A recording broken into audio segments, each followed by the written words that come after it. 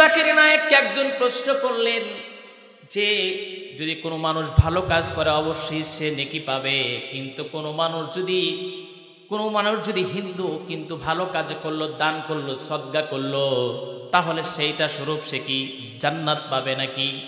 তিনি বললেন সে যে দান করেছে, ভালো কাজ করেছে, এইটার ফল আল্লাহ পাক তাকে দুনিয়ায় দিবেন, কিন্তু যেহেতু সে ঈমানদার না, আল্লাহ এবং তার রাসূলের উপরে ঈমান আনে নাই, অতএব সে জান্নাত কখনো পাবে না। প্রথম শর্ত হলো আপনাকে ঈমান আনতে হবে। আর দেখেন আল্লাহ পাক বলছেন হাসিবান নাসু আইয়ুতরাকু আইয়াকুলু আমান্না ওয়া হুম লা ইফতানুন। সবাই বলে আল্লাহু আকবার। আল্লাহ পাক বলছেন যারা বলবে আমরা ঈমান এনেছি তাদেরকে ছেড়ে দেওয়া হবে না, তাদেরকে যিনি ঈমানের পরীক্ষা করবেন তিনি কে? আল্লাহ পাক এটাও জানিয়ে দিচ্ছেন। আল্লাহ পাক বলেন আম হাসিবতুম আন তাদখুলুল জান্নাতা ওয়ালাম্মা ইয়াতিকুম মাসালুল লাযীনা খালাউ মিন ক্বাবলিকুম মাসাতহুমুল বাসাউ ওয়াদ-দাররাউ ওয়াযুলজিলু হাত্তা ইয়াকুলার রাসূল والذين آمنوا معه متى نصر الله।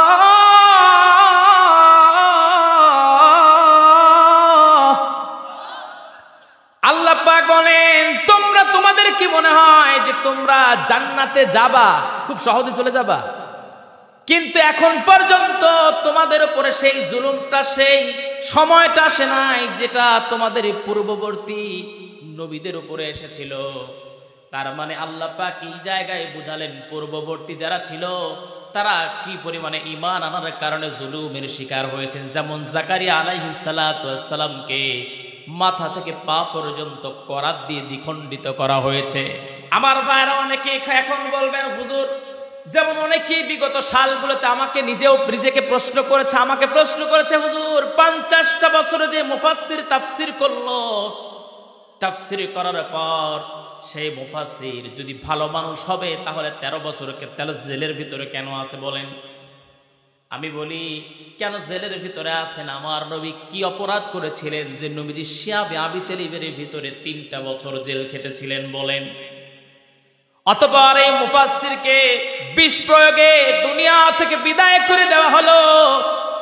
আমার ভাইরা, আমার বন্ধুগণ, মাওলানা আমির হামজা তোর কি অপরাধটা ছিল বেচারা জেলের ভিতরে 3টা বছর থাকলো বলেন? আমার ভাইরা, আমার বন্ধুগণ, তার মানে হলো জুলুমের শিকার আপনি হবেন। যদি বলেন আপনি ঈমান এনেছেন, জুলুম আপনার উপরে করা হবে, অত্যাচার করা হবে, কিন্তু আপনি বলবেন আল্লাযীনা ক্বালু রাব্বুনাল্লাহ, আল্লাহু আকবার। জুলুম অত্যাচার করা হবে, কিন্তু সে ডেকে বলবে আল্লাযীনা ক্বালু রাব্বুনাল্লাহ, তারা বলবে আমার রব হলো আল্লাহ। আর যারা আল্লাহর উপরে যারা ঈমান আনে, ইস্তেকামাত রাখে, যারা বলে আমার রব হলো আল্লাহ, তাদের যত জুলুম করো, অত্যাচার করো, বাড়িতে থাকতে না দাও, মনে রাখবা তারা হতাশ হবে না, তাদের যিনি বিজয় দান করবেন তিনি কে? কষ্টের জায়গা হলো গত বছর আমি এই প্রোগ্রামে, পাশে একটা মসজিদের প্রোগ্রামে আসছিলাম। আপনাদের গ্রামের কৃতি সন্তান আমার হুজুর মাওলানা হারুন আর রশিদ সাহেব আমাকে হুজুর দাওয়াত করলেন। কি অপরাধ আছে বলেন ওনার? ডাকাত, চোর, বাটপার না। উনি আমার পাশে বসে থাকবেন, এটা আমার জন্য সবচেয়ে আনন্দের। অথচ উনি আসতে পারলেন না। প্রোগ্রাম করলাম, শান্তি পেলাম না, চলে গেলাম। মনের ভিতরে কষ্ট রয়ে গিয়েছিল। আল্লাহকে টেজের ভিতরে মনে মনে বলেছিলাম আজকে আমার হুজুর আসতে পারলো না, আল্লাহ তুমি ব্যবস্থা করবা, আজকের দিনটা আসছে আলহামদুলিল্লাহ। আমার ভাইয়ের, আমার বন্ধুগণ শোনেন, সাহাবীদের ঈমানদীপ্ত জীবনী যত আমি পড়ি অবাক হয়ে যাই।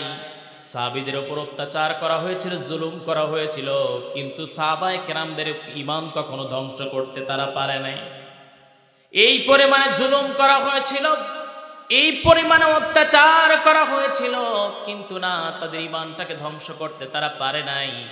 বিশেষ করে নবীজির 6 জন সাহাবীর জীবনে আমি পড়েছিলাম, সাহাবীদের আলোকিত জীবনের ভিতরে এর মধ্যে একজন সাহাবী ছিলেন যিনি বদরের যুদ্ধে কাফেরদেরকে কচু কাটা করেছিলেন।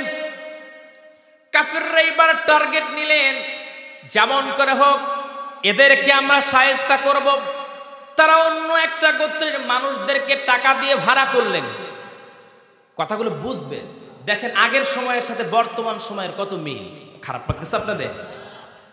কাফেররা তাদের টাকা দিয়ে তাদেরকে ভাড়া করলো, ভাড়া করে ডেকে বলছে, শোনো, মুহাম্মাদের কাছে যাবা, আর মুহাম্মাদের কাছে গিয়ে তোমরা বলবা যে আমরা ঈমান এনে ফেলেছি।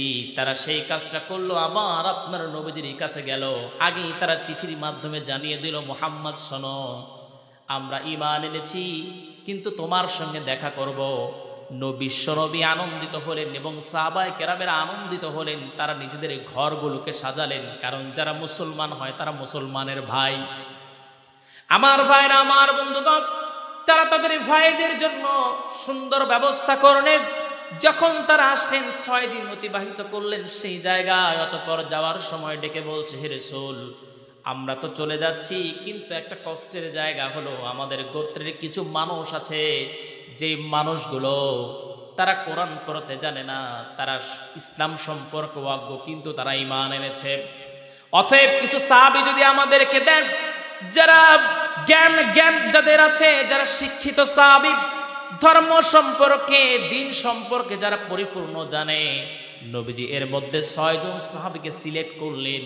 এই 6 জন সাহাবী তারা রাসূলের কাছে বিদায় নিয়ে তাদের সঙ্গে রওনা দিয়ে দিলেন। তাদের মনে আনন্দ, আজকে আমরা আল্লাহর কোরআন শেখানোর জন্য নবীজির কাছ থেকে সেই জায়গায় যাচ্ছি। যখন তারা রওনা দিলেন, কিন্তু মনের ভিতরে যন্ত্রণাটা হলো, সাহাবায়ে কেরাম একটা সেকেন্ড রাসূলকে চোখের আড়াল করতে পারতেন না। এই 6 জন সাহাবী রাসূলের কাছ থেকে বিদায় নিলেন, চোখের পানি ফেলে ফেলে বলছেন, হে রাসূল, কষ্টের জায়গাটা হলো, আপনার সঙ্গে আমাদের আর দেখা হবে কিনা জানি না, কারণ সেখানে গিয়ে যদি মারা যায় আর দেখা হবে না। এই বিদায় নিয়ে তারা রওনা দিয়ে দিলেন।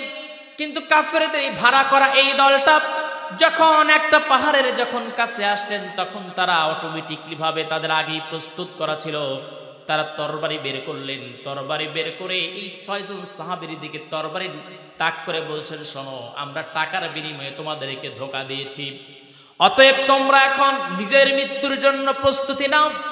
কাফেরদের আরো কিছু সৈন্য তারা আসলো, তাদেরকে ঘিরে ফেললো। 3 জন সাহাবী তারা মনে করলেন, শোনো, আল্লাহর উপরে ঈমান এনেছি, অতএব যদি শাহাদাতে মৃত্যু পেয়ে যায়, এর চেয়ে বড় খুশনসিব আর হতে পারে না। অতএব কাফেরদের কাছে মাথা নত করব না, বরঞ্চ তাদের সঙ্গে জিহাদ করে আল্লাহর জান্নাত পর্যন্ত পেতে চাই, আমরা শাহাদাতি পেয়ালা পান করতে চাই। এই 3 জন সাহাবী যখন যুদ্ধে যখন লিপ্ত হয়ে গেলেন, তখন অটোমেটিক শুরু করা মাত্র তাদেরকে হত্যা করা হলো। আর 3 জন সাহাবী ছিলেন, যাদের মধ্যে ছিলেন আসিম ইবনে সাবিত রাদিয়াল্লাহু তাআলা আনহু। এই সাহাবী বদরের যুদ্ধের দিন তিনি কাফেরদেরকে তিনি অত্যাচার করেছিলেন, কাফেরদেরকে ধ্বংস করে দিয়েছিলেন প্রায়। তার মধ্যে কিছু হাতে গোনা কাফের ছিল, যাদেরকে তিনি দুনিয়া থেকে বিদায় করেছিলেন। তার বংশের লোকেরা তারা বলল, আসিম ইবনে সাবিতরে তো হত্যা করব, ওরে আমার হাতে তুলে দে। টাকার বিনিময়ে তারা আবার আসিম ইবনে সাবিত রাদিয়াল্লাহু তাআলা আনহুকে ক্রয় করে নিলেন। আর তাদের টার্গেট হলো, তাকে হত্যা করব কেমন করে, মাথায় আঘাত করব, মাথার খুলিটাকে দ্বিখণ্ডিত করব, আর তার মাথার ভিতরে মদ রেখে মদ পান করব।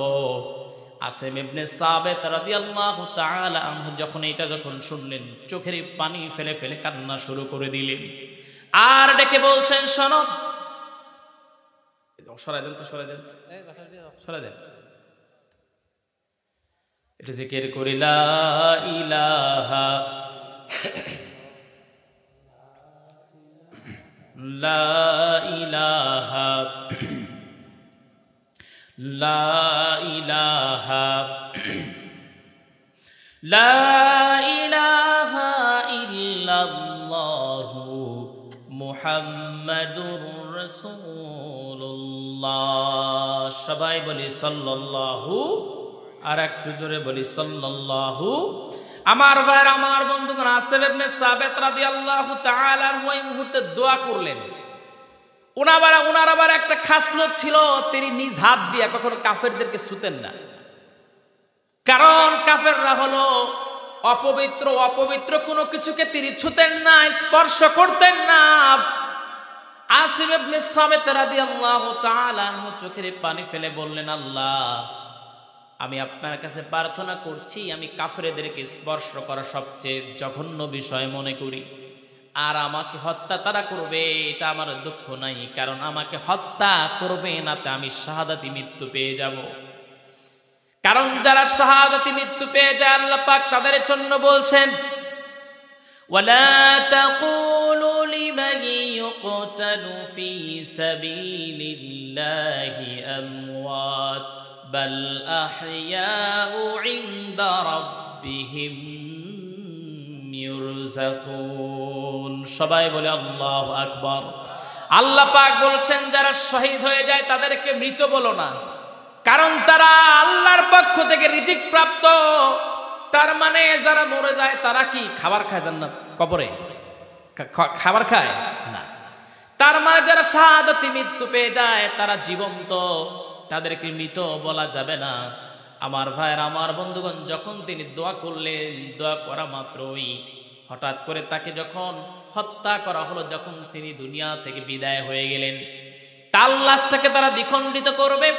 হঠাৎ করে কোথা থেকে যেন মৌচাকের একটা দল চলে আসলো, মৌমাছির একটা দল চলে আসলো।